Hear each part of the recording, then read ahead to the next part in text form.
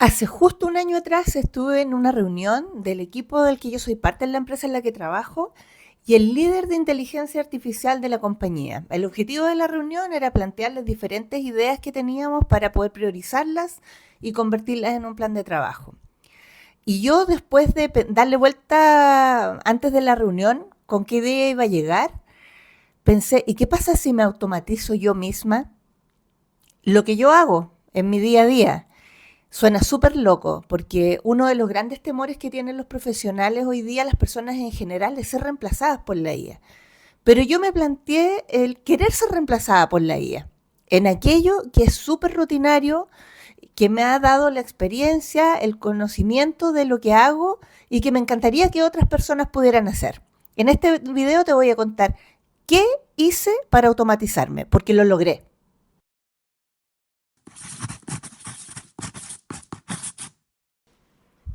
Yo partí pensando en automatizar principalmente dos cosas, que son como propias de un gerente que tiene a su cargo el servicio al cliente. Lo primero fue la interpretación de los indicadores operativos, ¿ya? Del contact center y de la parte del contact center que también se atiende con IA. Tenemos una parte de personas que tiene todo lo clásico, niveles de servicio, TMO, etcétera. Estamos pensando solamente en indicadores cuantitativos y no de calidad. Y tenemos también una parte nueva de las interacciones digitales que es un poco más compleja y más aún si se atienden con IA. Si el cliente te abandona durante la conversación o no, si lo hace porque quedó satisfecho con la respuesta y simplemente cerró el computador o desaparece de la conversación porque no le está gustando. Hay simultaneidad en la atención, entonces hay una serie de métricas que son nuevas para muchos. Y yo como llevo un montón de tiempo trabajando en esto, en lo de la IA no tanto, pero en Contact Center sí, yo abro los reportes y es como que me hablan así, me demoro muy poco tiempo en entender qué es lo que sucede, en qué franja horaria están los problemas, qué día, con quién, en qué tema. Y siempre eh, buscaba la manera de transmitir esa experiencia, ¿ya? Y de la manera que lo hacemos todos, o sea, contándole al equipo cada vez que llegaba una persona nueva, buscando hacer una buena inducción, pero aún así es difícil transmitir 20 años de experiencia y lograr ese ojo clínico tan rápido. Entonces, lo primero que yo dije, yo podría crear un agente de IA que haga interpretación de los reportes de la misma manera que lo hago yo, que se fije en las mismas cosas, en los mismos detalles y que entregue los insights. Esa fue la primera idea. Y después vino otra que fue mucho más apasionante en el descubrimiento, que fue la relacionada a calidad. Para los que trabajan con contact center sabrán que es un desafío que no termina nunca y en la historia de nunca terminar que los agentes cometen errores y uno investiga por qué, a veces tiene que ver con los perfiles que no son los apropiados, otras veces con las capacitaciones que no son las adecuadas y otras veces porque naturalmente hay contenidos que se pierden y cada 3 meses hay que estarlos reviviendo. Aún así uno no logra la calidad que quiere. En el mundo digital además está la complejidad de la falta de, de humanidad en un tono de voz que uno puede transmitir en el teléfono. Las interpretaciones que se pueden hacer de lo que se escribe son diferentes. Muchas veces nos habrá pasado que nos llega un mensaje por WhatsApp y le ponemos nuestro propio tono cuando lo leemos, o sea, si es enojo, si es alegría, y hacemos interpretaciones porque no hay una voz de por medio. Entonces, tiene también su complejidad. Y yo dije, a mí me gustaría sacar al humano de este loop de análisis de calidad precisamente por lo mismo. Porque cuando estamos analizando conversaciones escritas, algunos se fijan en una, los analistas de calidad se fijan en una cosa y otros que se fijan en otra y cuesta muchísimo calibrarse. Entonces inició un proceso de creación de un agente también de calidad. Ya vamos a entrar en detalle a ambos, ¿ya? Se abrió todo un mundo porque hice una investigación de cómo poder darle las instrucciones apropiadas a la IA para que encontrara lo que debía encontrar en una conversación larga, para poder evaluar no solamente el conocimiento de la persona, sino que el sentido de apropiación, lo que nosotros llamamos ownership en la atención. Entonces fue súper bonito el proceso de estudiar con IA ese tema, de aterrizarlo a un prompt y transformarlo en un agente.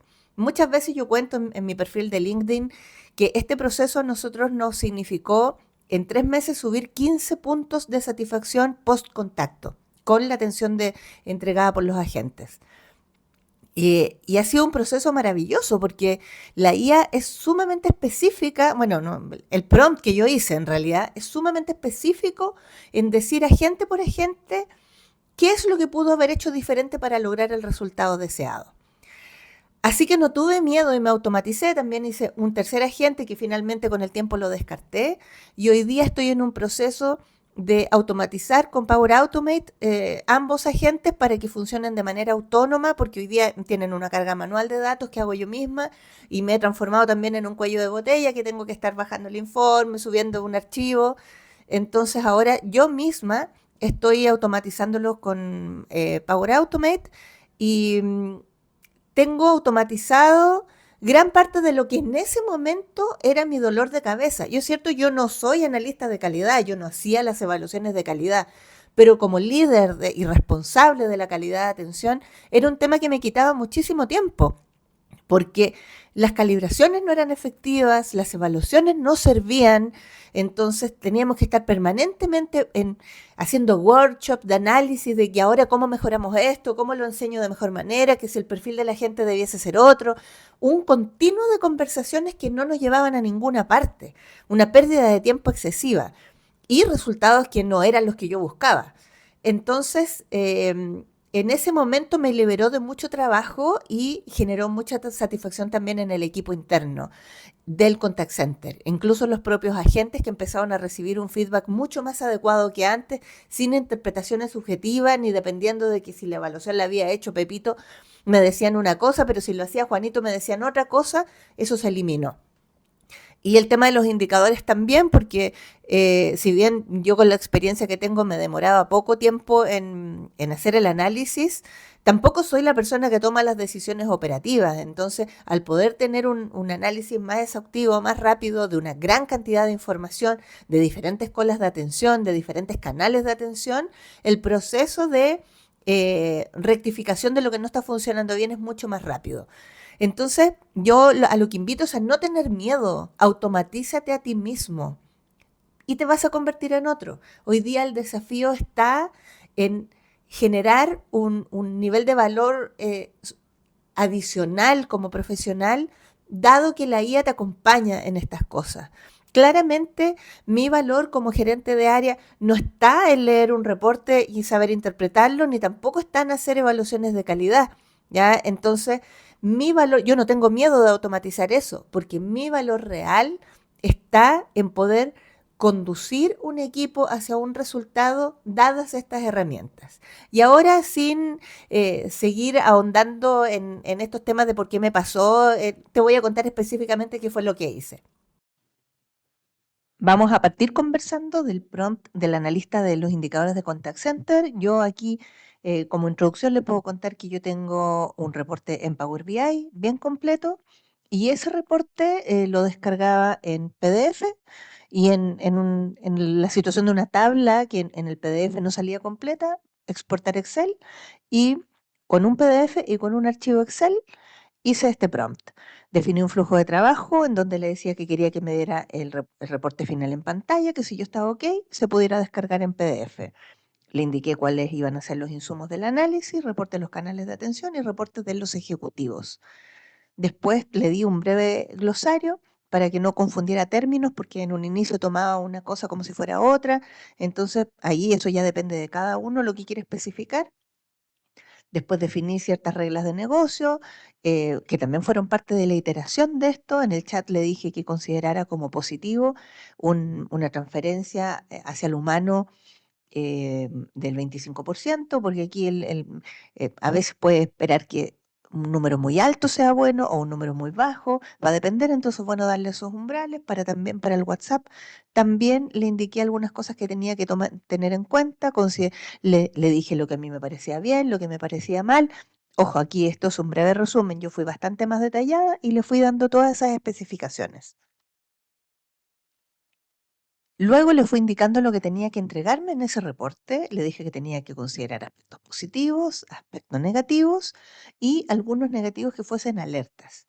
Le indiqué también que tenía que hacer un análisis por ejecutivo, considerando el tiempo medio de espera de que tenía cada uno, el TMO, los contactos rechazados, la encuesta de satisfacción, y que en base a esa información tenía que identificar un grupo de personas que eran los ejecutivos foco, que además tenía que entregar una explicación del por qué estas personas eran foco y entregar recomendaciones accionables.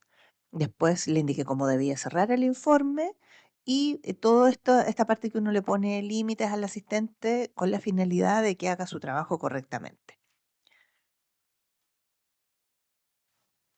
Ahora nos vamos al otro prompt que parte con un encargo, analizar todas las filas de una base de conversaciones de atención al cliente, que en este caso eran por WhatsApp y chat. El resultado alimenta feedback a ejecutivos y la planificación de la formación. Regla de oro, no inventar conversaciones ni datos. Después viene un segmento donde se identifican los que intervienen. Aquí hay un bot, hay un cliente, hay un ejecutivo, se dan especificaciones claras de cómo identificar a cada uno. Después entra en detalle acerca de las columnas que van a ir en la base de datos y qué es lo que va a encontrar adentro para que pueda rápidamente encontrar la información y el objetivo de las columnas. Luego le entregamos los criterios, qué significa amabilidad en la atención, qué significa la capacidad de resolver, cómo debe estructurar el informe final, que tiene un encabezado, un contexto, qué bloque por ejecutivo, donde vienen ejemplos literales que permitan ir a supervisar que el informe esté correcto y una conclusión transversal. Y ahora voy a saltarme el resultante del primero de los prompts, me voy a ir directo al segundo, que es mucho más complejo e interesante, y vamos a revisar el informe tipo para un agente. No vamos a revisar todos los agentes porque nos podríamos demorar mucho, pero vamos a ir a fondo en lo que este prompt entrega por agente. Nos vamos al inicio del informe entonces. Lo primero que vemos es la radiografía general del desempeño de un ejecutivo en particular que estamos haciendo zoom. Sus notas se distribuyen como en la gráfica, las notas de las conversaciones, que son 73, y hace un breve análisis del desempeño de esta persona. Dice, no cae por actitud, sino por 3 factores. Amabilidad muy formulada, muy estética, pero con poco fondo, resolución que pierde ownership y cierres prematuros y una conclusión general. Después entramos en profundidad en la amabilidad y nos hace un diagnóstico aquí, nos dice que está altamente estandarizada, que la contención emocional es insuficiente y que los cierres son demasiado decorativos. O sea que hay un tema muy estético de amabilidad, mucha frase prehecha, generalmente que estas que se guardan en los blocs de notas y después se entregan sin contextualizar. Entrega una observación cualitativa para esta ejecutiva y una conclusión. Después nos vamos a la capacidad de resolver. Si se fijan, aquí parte también dando un diagnóstico general. Dice que sí realiza las gestiones, levanta casos, ofrece devoluciones, propone alternativas.